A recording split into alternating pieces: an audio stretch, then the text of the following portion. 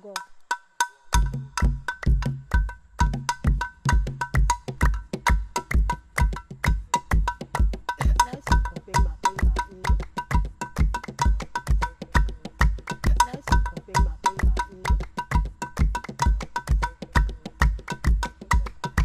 According to the UN, slums is not a bad word.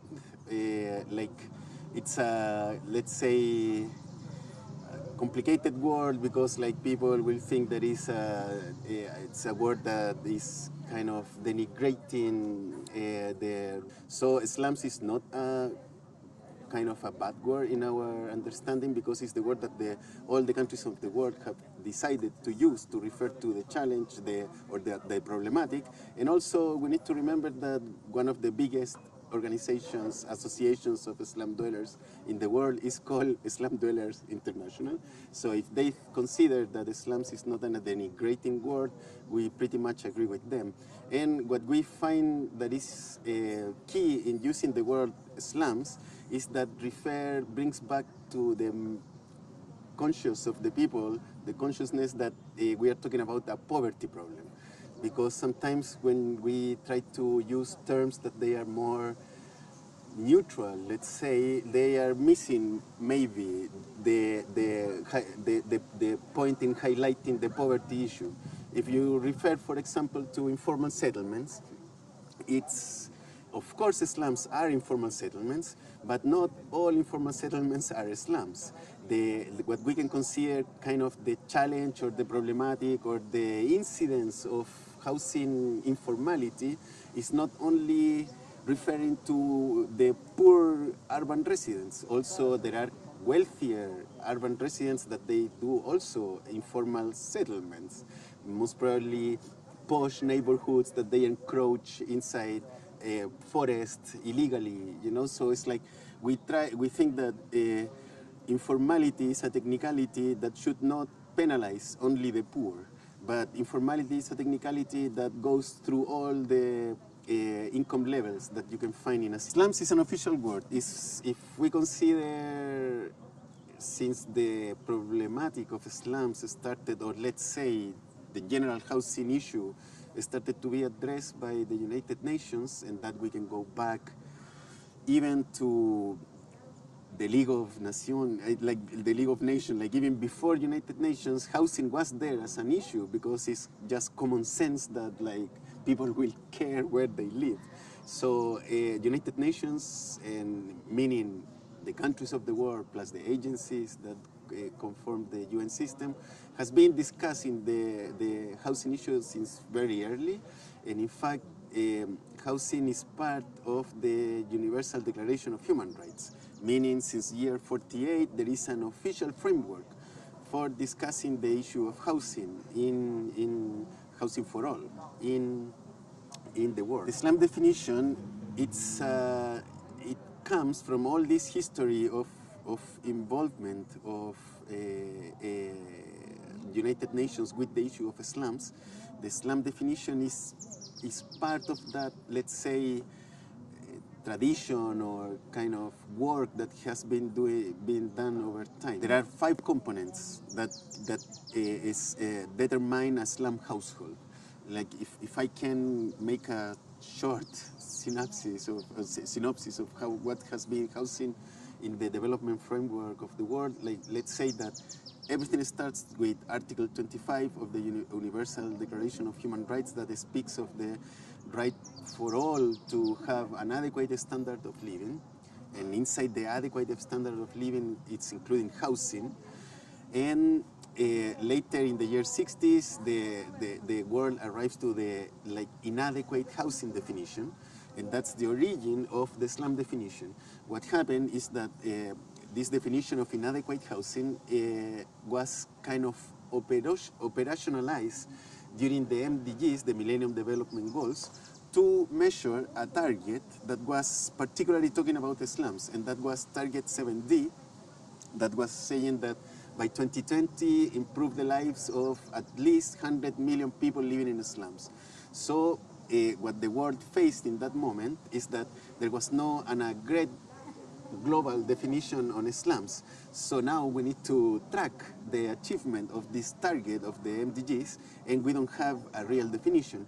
So what happened is that in the year 2002, experts were congregated by UN Habitat plus the UN Statistical Division plus the Cities Alliance, and this group of experts developed what is called the slum household definition that has these 5 components, and these 5 components are all taken out from the definition of inadequate housing, and it's supposed that they are the components that they can be actually measured. So those 5 components are access to improved water supply, access to improved sanitation facilities, a sufficient living area, that's referred to the overcrowding of the housing unit, durability of the structure, that is kind of how the materiality of your house, if it's permanent or it's temporary, and finally number 5 is security of tenure. And those are what we call the 5 slum deprivations. So these 5 components are the ones that since year 2002 started to be measured in all the world, let's say, but most certainly in developing countries.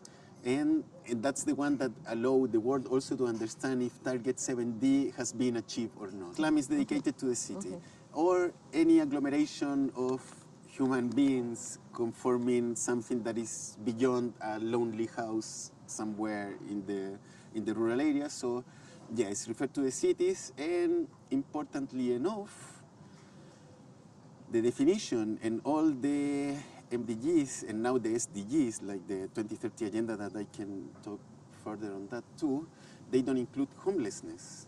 So we are talking about slum living conditions referred to a household that is precarious. It's not referring to a person that doesn't have a place to live. What happened is that MDGs had a deadline, let's say, that was the 2015 for the goals to be achieved, and as somehow there were some, let's call, shortcomings in what was the experience of the MDGs, it was supposed that this opportunity of these SDGs will allow us to improve what was not done too well during the MDGs. So, but what is important is that, so just to brief summary, some of the goals of the MDGs, they are not anymore represented in the SDGs. There are new ones, you know. So there are like 2 important news, more or less, for what referred to urban interventions, and also for slums in particular, is that the SDGs include, like something that the MDGs didn't do, they include what we call the urban SDG, and that's goal 11, that says that we should make cities safe, resilient, and sustainable. And under that goal, we have a series of targets, and the first target refers in the quality of the living conditions of the people, and says that we should ensure access for all to adequate housing, and we should upgrade the slums. So it's kind of a fantastic opportunity to kind of take this an agreement that the world has taken. So you can now offer to the countries of the world the possibility of implement their commitments through slum upgrading, through actions in slum referred to poverty relief, nutrition, malnourishment of kids. So now there is a huge opportunity to take care of urban issues related, like most probably to poverty, and that's the framework is given. So SDGs, that's the first thing. Like there is an urban goal, that's a huge, let's say, opportunity for agencies taking care and governments taking care of urban problems. And the other important thing is that what this indicator that was agreed in 2002 to measure the MDGs, the slum household definition that speaks about these 5 deprivations, it has continuity in the SDGs, because of the indicator of target 11.1 will be made, it should be an expansion of the indicator of target 7D, meaning we will still consider those 5 components to measure population living in slums. But this time we will need to add to that indicator components referred to informal settlements and to inadequate housing. That somehow is kind of a methodological redundancy, because we know that all slums are informal settlements, even if not all informal settlements maybe are slums. And we know that all slums are also inadequate housing. So somehow there is overlapping of definition. That's the challenge, because now like we will need to find a way to report onto 3 components. But somehow the idea behind this is to try to make the problem of urban poverty addressed by all countries in the world, because the word slum most probably countries in the world think that that's referring to the developing countries. Like most probably developed countries, they will not say that they have slums. They will say, but we call them X, or we call them Y, or Z, you know. But so that's why now the indicator is broadening the concept of housing inadequacy in that sense. And now we need to find a way to measure informal settlements and inadequate housing together with the slums, and find a way that we will find the components of those indicators that are easy to measure, and will show us the chief tiers that the interagency expert group, that is the body dealing with SDG indicators, and they are made out only of, or importantly, of national statistic offices, because different from the MDGs, this time the SDGs are meant to be measured nationally. The problem with the SDGs is that they were like a global targets and goals. So like if you say by the year 2020 improve the lives of 100 million people living in slums, as it's the target 7D said, like there was 2 projects done in 2 countries in the world that improved the life of 300 million in 2007, meaning the goal was achieved, but it was irrelevant for many countries in the world that they had slums. Mm-hmm. So this time, instead of measuring globally and setting goals and targets that they are global in spirit, but they are local in implementation. So each country, if you say that you need to reduce by 10% something in let's say, you need to improve in 30% the access of water of people by 2030, you know, that doesn't mean that is the 10% of the population of the world, and doesn't matter where they are localized. That means that at national level, you need to improve that percentage. Personally, in my past works, I have worked in food security in slums areas, and like I see a lot of related issues and problematics. But most probably, again, the original link is, we need to go back to, again, the Universal Declaration of Human Rights, the Article 25, that is the one that gives the framework for housing, adequate housing living conditions, is the same one that speaks about food. It's the only article in the Universal Declaration of Human Rights that speaks about food or livelihood or things, health, everything that relates to quality of life, let's say, is part of the same article in the Universal Declaration of Human Rights. So let's say that in the very origin, like living conditions and food security or food access are very linked.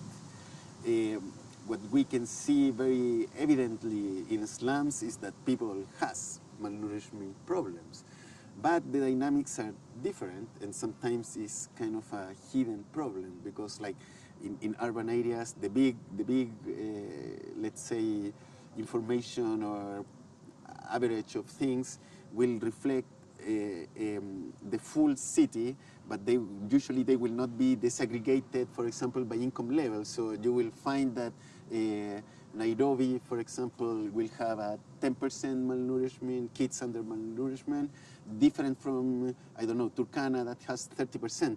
So Nairobi is not important maybe for the donor community or the focus of a country, but you need to think that those 10% are all kids living in slums that most probably are all concentrated in a very same place. So the problem of food security and malnourishment has been kind of overlooked because of this kind of big data that is not disaggregated. Also, it's kind of a new thing of focus on urban problems. Like most probably all the aid and all the focus of emergency has been dedicated for rural areas most of the time. Most probably because urban poverty looks a lot like life as it is for many people, you know, like, oh no, you cannot do anything. There are poor, there are rich, nothing to do, you know, like, so there is kind of a fatalism in that thinking. But now people is realizing that really this is an issue, and the malnourishment is an issue, because even though in a slum context, maybe every day someone will have something to put in their mouth or eat, you know, like even like, because there is a coin that goes around that saves everyone not to go to bed without sleeping something, the quantities of that food, not even too much the quality, because the quality, sometimes you see, if you do an HDDS analysis of the food in Islam, most probably you are, like, all the groups of food are considered. The problem is the quantity of the portion, the ration of food. So that makes that people in slums, most probably they eat every day, and you will not see people starving on the roads, but it's people that this is a survey from WHO that says that people in slums, life expectancy is 10 or 15 years less than the same, that people living in the same city but in wealthier neighborhoods. So like, that means that these are chronic, critical situations that they need to be addressed, identified, and I will say that's a good thing of the Link NCA initiative, if it's able to kind of really bring to the forefront whatever is this hidden crisis that we deal in urban areas.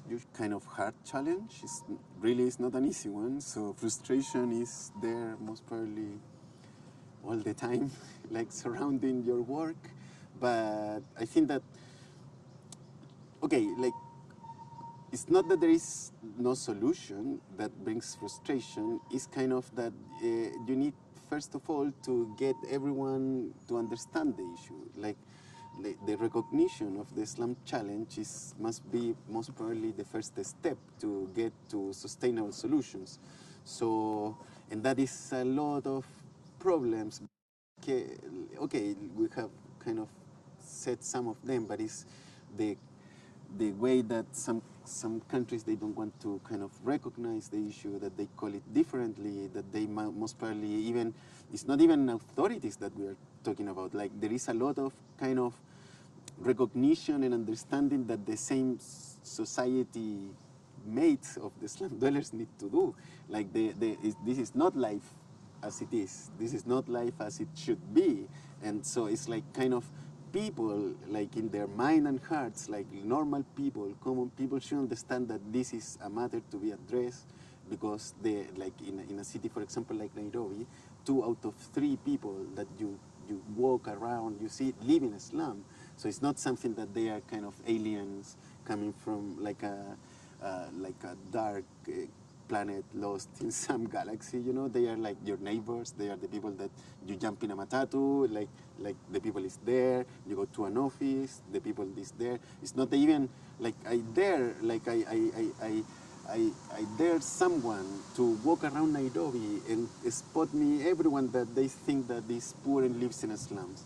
Like, most probably you will think that like there is very few people living in slums, because like to live a slum, your precarious living conditions doesn't have anything to do with the self-dignity that you can have, even if it hinders. And if it's slums, of course, they hinder personal realization. But in any case, people that live there has dignity. And I dare you to walk around in a city like Nairobi, where 2 out of 3 people that you see in the roads lives in a slum, to tell me who is the person that lives in a slum. Like, we are not talking about changing people. We are talking about changing the living conditions of the people. It's like, let's say, like, let's preserve, like, our concept of slum upgrading is not kind of putting down and starting from afresh. It's kind of preserving the things that they are already there, the structures, the dynamics that they are positive, and improving whatever refers to living conditions. It's not kind of starting from scratch. There are a lot of knowledge inside there that we should even tap into it, not like kind of deny. And that's why participatory approaches, participatory methodologies are very kind of needed, because if no, we are missing the opportunity of tapping into a lot of knowledge.